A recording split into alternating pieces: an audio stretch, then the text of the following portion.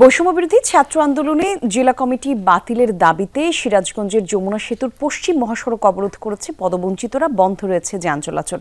এ বিষয়ে আরো তথ্য জানবো, সিরাজগঞ্জ থেকে যোগ দিচ্ছেন সহকর্মী গোলাম মোস্তফা রুবেল। রুবেল, জানাবেন আন্দোলনকারীরা কি বলছেন, একটু বিস্তারিত এই ঘটনার আমাদের যদি একটু জানাতেন।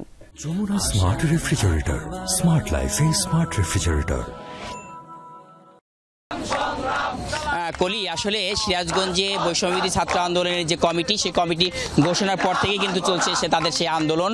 আসলে গতকাল থেকে কিন্তু তারা এই আন্দোলন চালিয়ে যাচ্ছে। তারা কিন্তু আসলে ঠিক যমুনা সেতুর পশ্চিম পার কিন্তু তারা বন্ধ করে দিয়েছে এবং আপনি দেখতে পারবেন যে আসলে ছাত্রদের আন্দোলনের যে মূলত স্লোগান, যে আসলে এই ধরনের একটি বিতর্কিত কমিটি দেওয়ার কারণে ছাত্রদের মাঝে যে চরম কিন্তু ক্ষোভ সৃষ্টি হয়ে যাচ্ছে। আসলে এই কারণে কিন্তু তারা কিন্তু তাদের আন্দোলন চালিয়ে যাচ্ছে এবং যতক্ষণ মধ্যে এই কমিটি বিলুপ্তি করা না হবে ততক্ষণ মধ্যে তাদের এই আন্দোলন চলতে থাকবে।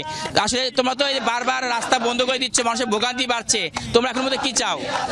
আমরা কোনো সময় চাই না মানুষের ভোগান্তি বাড়ুক, কিন্তু ইতিমধ্যে দেখা যাচ্ছে যারা মূল আন্দোলনকারী, যাদের হাত ধরে আন্দোলন সংগঠিত হয়েছে, তাদের নামে কিছু চক্র মিথ্যা অভিযোগ দিয়ে আমাদের বিরুদ্ধে তারা অবস্থান নিচ্ছে এবং এটি সম্পূর্ণ ভুয়া।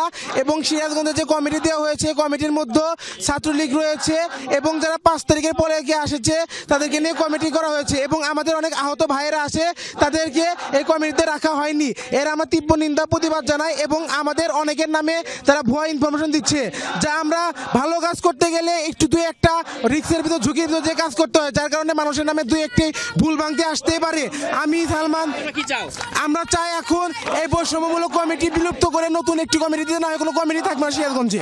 তারা চাচ্ছেন যে দ্রুত যেন এই কমিটিকে বাতিল করা হয় এবং বাতিল করে নতুন কমিটি তারা চাচ্ছেন। একই সঙ্গে তারা উত্তরবঙ্গে কিন্তু তারা একজন উপদেষ্টা যাচ্ছে, তারা বলছেন যে উত্তরবঙ্গে একটা উপদেষ্টা নেই, একটা উপদেষ্টা তাদের কথাগুলো শুনতো। বুঝতে পারছি, ধন্যবাদ আপনাকে রুবেল।